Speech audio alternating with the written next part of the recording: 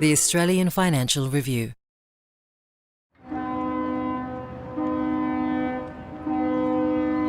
It's time for Tech Zero to take to the high seas. Well, kind of. We've come to Albert Park Lake in Melbourne for a sailing lesson. We're trying to get our heads around the potential for wind power to make a comeback as the global shipping industry strives to cut emissions. Jono, is that you? Yes, my name is Jonathan. Great to meet you, Jonathan. I hear you want to sail? Well, we'd love to, if possible. Perfect. Well, we may as well just jump straight in and figure it out on the water. So this is called a pacer. Now, this is one of the most popular training boats in Australia. What would you say the swell is out on Albert Park Lake today? So the swell today is approximately 0. We have a very flat day, which is good. And Albert Park Lake is a great place to learn how to sail just because it's such a controlled environment. Only a couple of centuries ago, the wind was sufficient for colonial powers in Europe to venture to all the far-flung corners of the globe. But then the fossil fuel era dawned, and wind power fell out of fashion.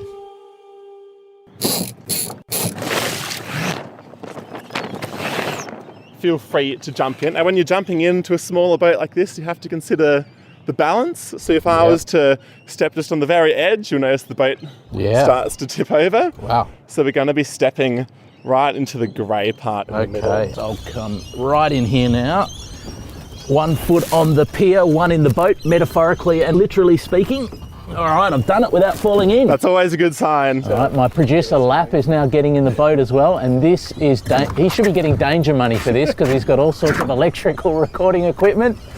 And so you can have one leg just on this side of that little beam. do you need a hand? Do you want me to hold this? Yep. Oh, there you are. Oh, Jesus. If he had to die for a creative project, I'm sure Tech Zero is the project he'd die for.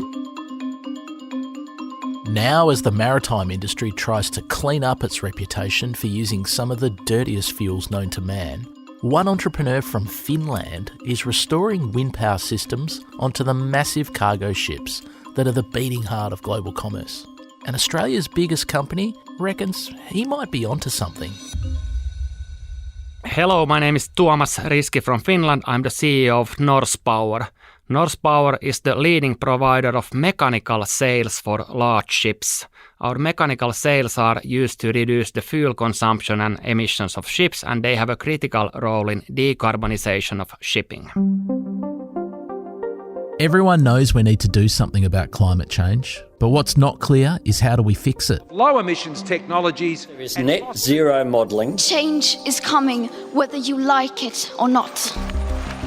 Change isn't just coming, it's already underway. We're living through a massive industrial revolution where just about everything we do is going to have to change in less than 3 decades. Empires are going to crumble and fortunes are going to be made. I'm Peter Kerr from the Carbon Challenge team at the Australian Financial Review, and this is Tech Zero. It's a podcast about the big green ideas that could get us to net zero and the inspiring people who are putting their heart and soul into making them work.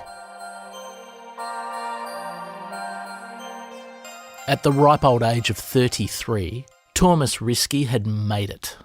The software company he had helped build had just floated on the Helsinki Stock Exchange, and he exited the company in what he described as a solid financial situation.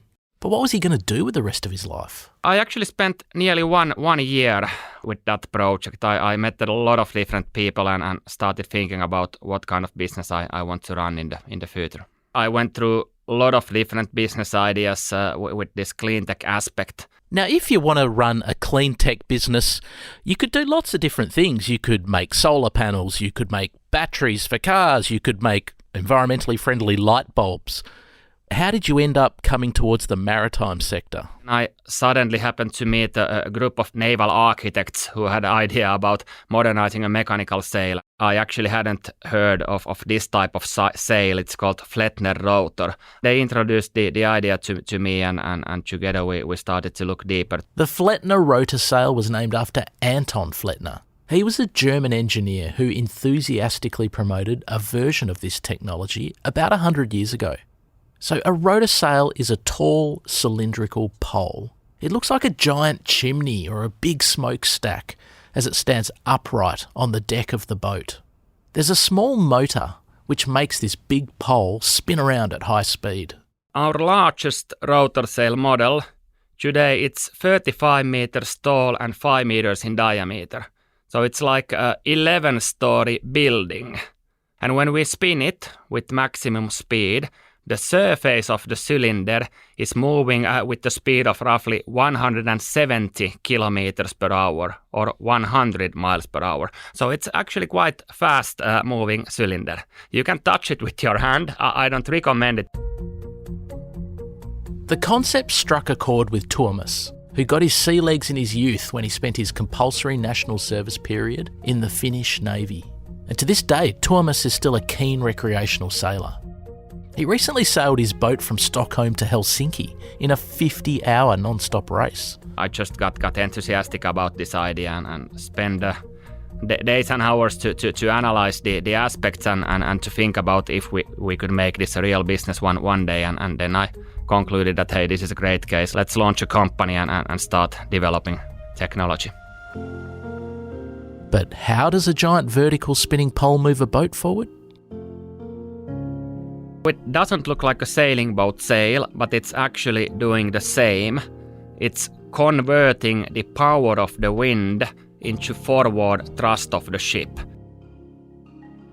When the pole is spinning, a thin layer of air is spinning with it around the outside of the pole. Now, if the boat was not moving and there was no wind, that thin layer of spinning air wouldn't really do anything. But that's rarely the case out on the water. If the boat is moving forward and creating a headwind, or if there's a sea breeze blowing, that thin layer of spinning air around the pole has to coexist with those prevailing winds. As the thin layer of air makes its journey around the vertical pole, for part of its journey it's going to be travelling in the same direction as the sea breeze. So that's easy, right? But on the other side of the pole, the thin layer of spinning air is going to have to push into the teeth of the sea breeze. That's hard work. There's resistance there, and that creates an area of high pressure. Now, as we know, most things in nature like to move from areas of high pressure to areas of low pressure, and that is the force that thrusts the boat forwards towards the low pressure area. So as the boat moves forward with the help of this pressure differential, the engine needs to do less work. It burns less fuel, gives off fewer carbon emissions. Tuomas likes to explain it in the context of ball games. If you hit the ball through the air with a spin, let's say a corner kick of the football or tennis strike, if you cause a situation where the ball is flying through the air with a spin, you note that the ball is not flying straight. And that's the Magnus effect. Magnus effect, it's caused so that when the ball is spinning, it's rotating a thin layer of air around that rotating ball. On one hand side of the ball, the spinning air is opposing the flow of wind. It's making the flow slower and increasing the pressure. And on the other hand side of the ball, the spin air is accelerating the flow, creating a low pressure area. Now we have high pressure and low pressure on opposite sides of the ball, and that's causing force, which is curving the path of that flying ball. Did you get it? Well, did you get it? I'll be honest, I struggled to get it for quite a long time. Back at Albert Park Lake, I asked our sailing instructor Jonathan if he could dumb it down for me. Turns out Jonathan's a pretty smart bloke. So I'm actually a student engineer. I'm third year at RMIT studying advanced manufacturing and mechatronics. It's a really interesting concept with those rotor sails because while the base physics behind it is the same as a traditional sail, the method of operation is completely different. Essentially, it's just like squeezing a watermelon seed between your fingers. It shoots off forwards, even though you've only got that up and down action. The rotor sails are most effective when the wind is blowing across the boat. So imagine you're travelling due north. Your rotor sail will provide the most propulsion if the wind is coming from the east or the west. one rotor sail provides about 14 times more propulsion than the traditional sails that you might imagine when you think of a sailing ship. If you're feeling a bit confused, don't worry. We're through the hard bit. Tuomas founded his company Norsepower in 2012, and within just 4 months, he'd found a customer who wanted to buy a rotor sail. But the big breakthrough came in 2018, when the shipping giant Maersk agreed to put one of Tuomas's rotor sails on an oil tanker they call Pelican. The famous British shipping company Lloyd's agreed to collect data on the trial and provide a verdict on the effectiveness of the rotor sails. They concluded that we were able to reduce the average fuel consumption on typical tanker shipping routes with more than 8%.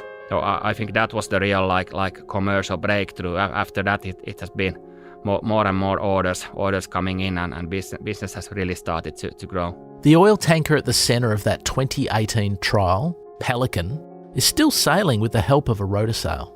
The vessel was renamed Timberwolf, and then its name was changed again recently to Epinastasy. On the day we recorded this audio, it was cruising past the southern tip of Sri Lanka. If you're curious to know where it is at the exact moment you're listening to this podcast, there's loads of free vessel tracking websites online. If you just search for Timberwolf and ship tracking or vessel tracking, you'll find plenty of websites that'll give you a live update. We have fitted in total 14 rotor sails on board 6 different ships. It has taken time to make the company growing, but now we can see that it's starting to accelerate rather fast. This year we have closed 3 new commercial orders for our technology, and today we are delivering rotor sails to 4 more ships. And the market has really gotten interested in the technology recently, so we expect more orders to come in, and we can see that this is nowadays a high-growth technology company. There are about 30,000 ships in the world which could be fitted with these type of mechanical sails in long term. Recent forecasts are telling that the market for mechanical sails of large ships is expected to reach about €1 billion per year by 2030. And is it right that there is a commuter ferry between Germany and Denmark that now has one of these fitted? That's correct, and that's a good customer. They started with one ferry. They fitted a 30-meter rotor sail on top of that one. Then they made some measurements, and they were able to prove that it works rather well. And then they placed a repeat order, first one in Norsepower's history. And today they have 2 identical sister ferries sailing with the rotor sail on that route between Germany and Denmark. Do you think that most people who were on that commuter ferry between Germany and Denmark, most of them probably wouldn't know the moment that it turns on and off, would they? They're probably just down in the cabin, they're reading their book or listening to their podcast, hopefully listening to Tech Zero, but they probably wouldn't notice, would they? They wouldn't notice. It's actually the idea of the technology. You can use the ship just as before, but because you have these mechanical sails on board, it consumes less fuel and causes less emissions. So it's just like before.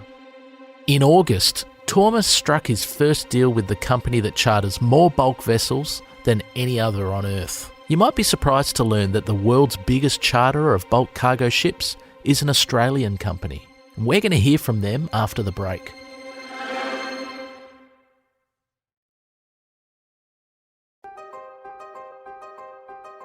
You probably think of BHP as the world's biggest miner or Australia's biggest company. But all that coal, iron ore and copper they dig up has to be moved to customers somehow. And that makes BHP a big fish in the world of shipping too. My name is Rashpal Bhatti, and I have the privilege of being the Vice President of Maritime and Supply Chain Excellence at BHP, which means the accountability to deliver 350 million tonnes of BHP's product to our customers. BHP doesn't own any vessels. So our strategy is that we are the largest bulk charterer in the world, but we're not the largest shipping company in the world. It's a very subtle difference where we know our business, which is mining, we know the supply chain, we understand commercially how to hire the best ships in the world, but we're not ship operators. And that's a very clear delineation. But if you're the biggest bulk charterer, like, you've got more market power than just about anyone. We like to think of it as social value leverage, because we have a duty, we have a responsibility to the world, where the decarbonization goal that we have is because we're BHP, of course, we want to do the right thing, but also because we have the position to lean in, to influence, to have some leverage with the ecosystem.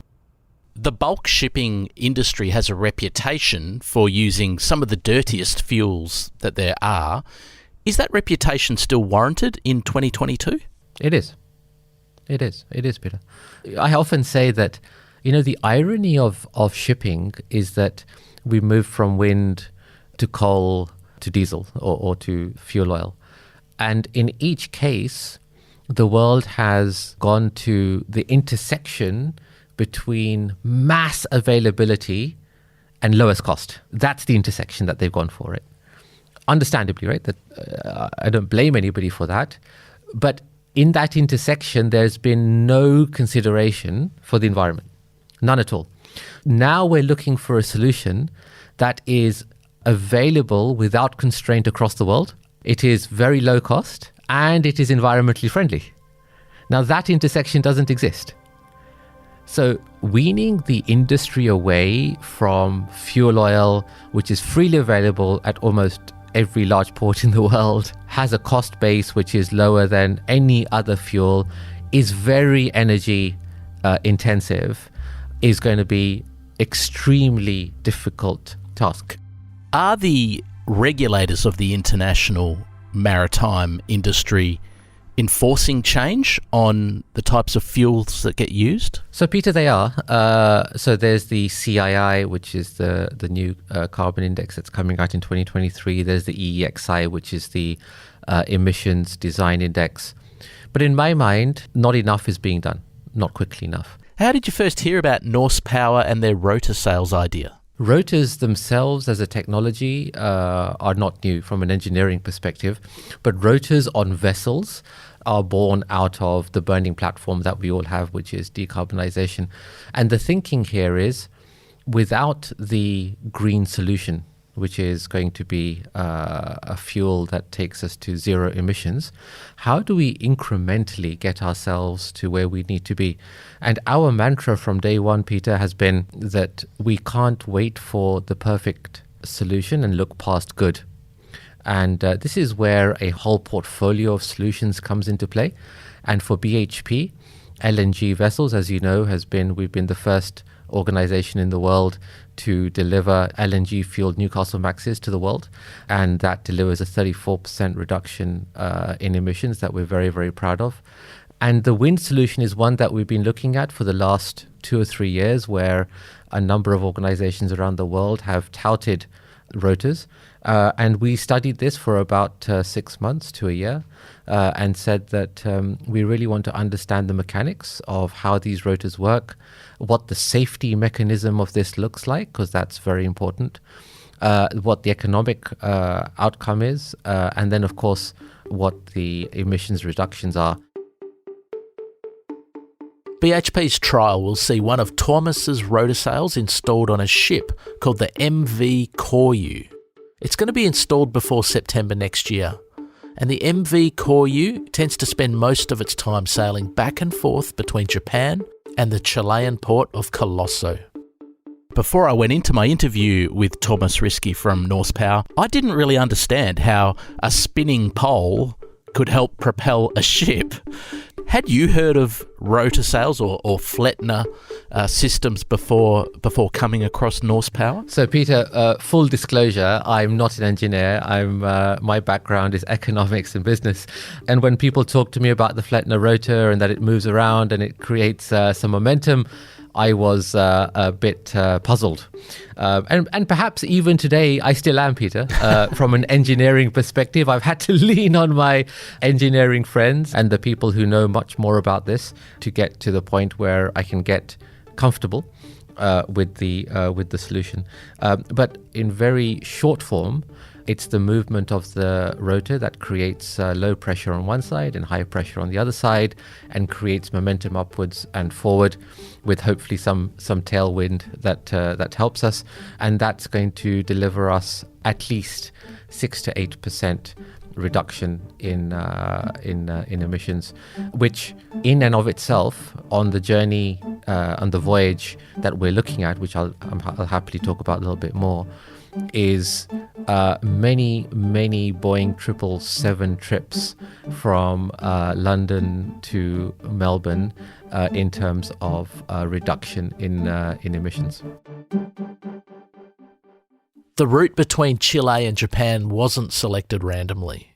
One reason why it was selected is because it's a rare route in BHP's global business where the customer sends something back to BHP.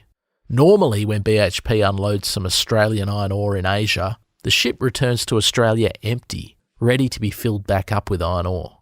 But after BHP's Chilean copper gets unloaded in Japan, the boat gets loaded up with sulfuric acid, which BHP needs back at the Chilean copper mine. The magic here is that normally you can only use one leg of the journey for your benefit. In this case, we're using both legs because they're bringing sulfuric acid to us, we're taking copper concentrate to them, and therefore we're able to use both legs of the journey for the benefit of the 8% reduction.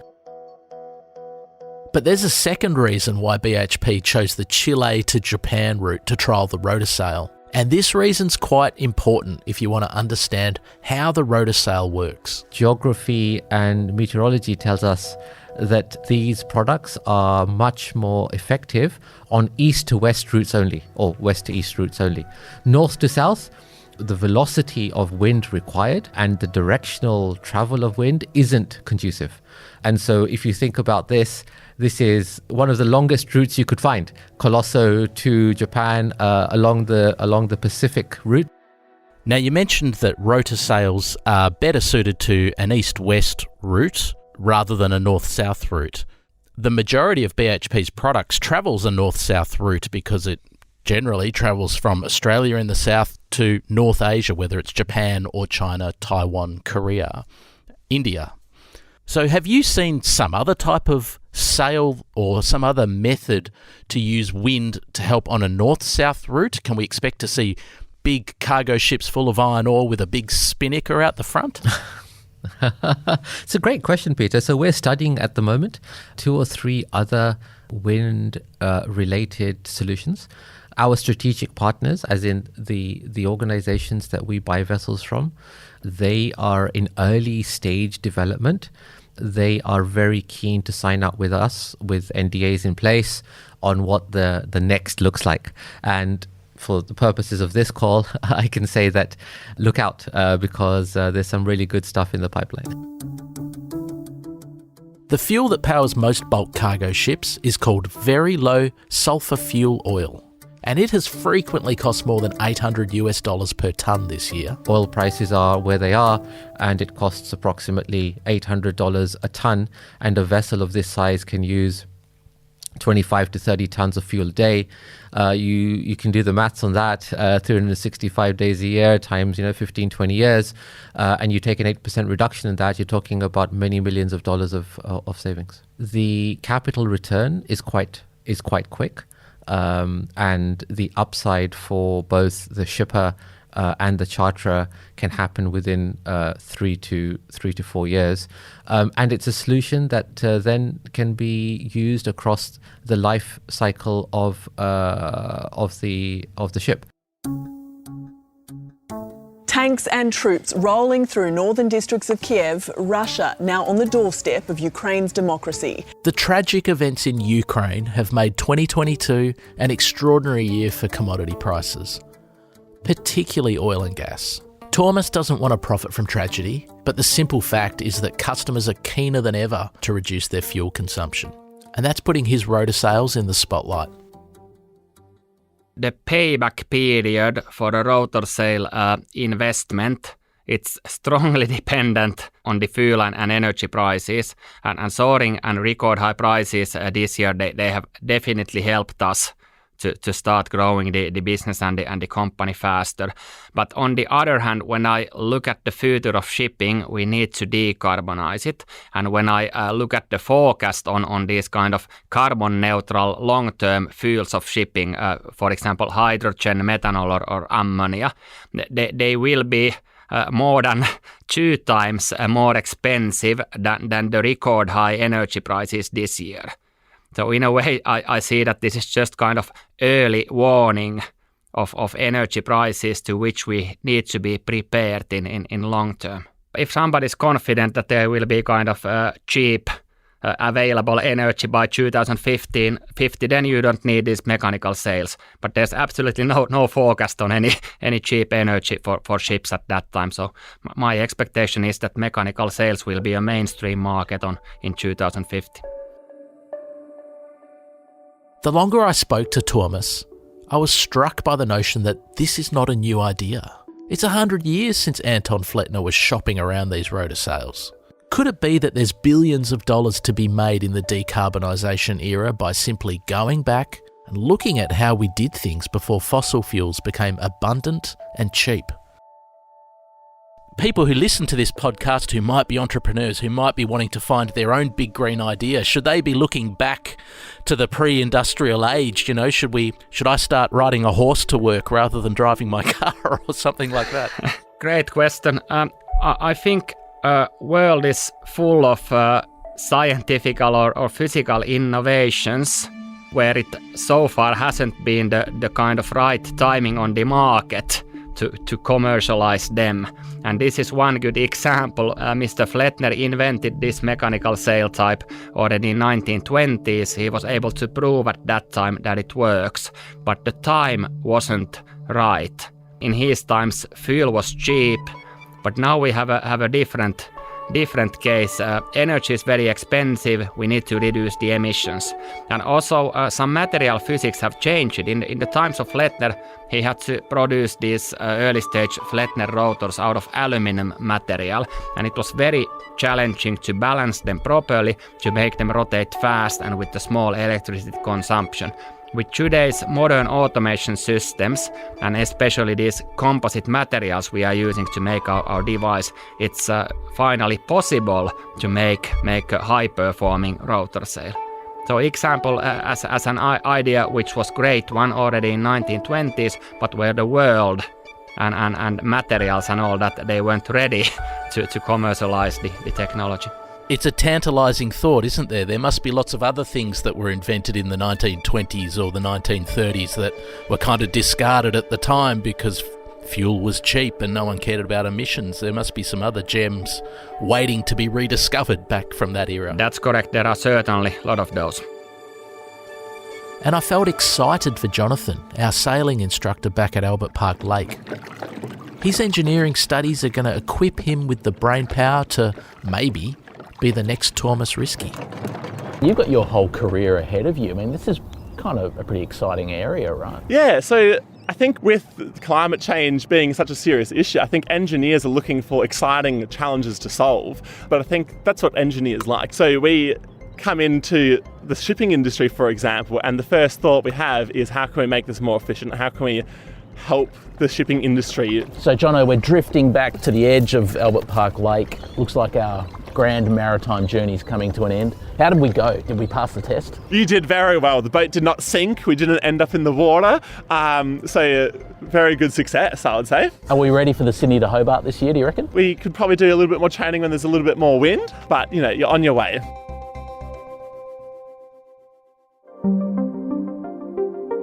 Thanks for listening to Tech Zero. Join us next week when we go in search of a carbon-free beer. This podcast was hosted and written by me, Peter Kerr. It was produced and edited by Lap Fan, with technical production by Cormac Lally and Margaret Gordon. And it was executively produced by Fiona Buffini. If you like the show and want to hear more, follow us on Spotify, Apple, or wherever you get your podcasts. And consider rating and reviewing as it helps us find other listeners. At the Financial Review, we investigate the big stories about markets, business, and power. You can subscribe to the Financial Review at afr.com/ subscribe. And if you want to drop us a line here at Tech Zero, we've got our own email address, techzero@afr.com. The Tech Zero podcast is part of the Financial Review's Carbon Challenge franchise.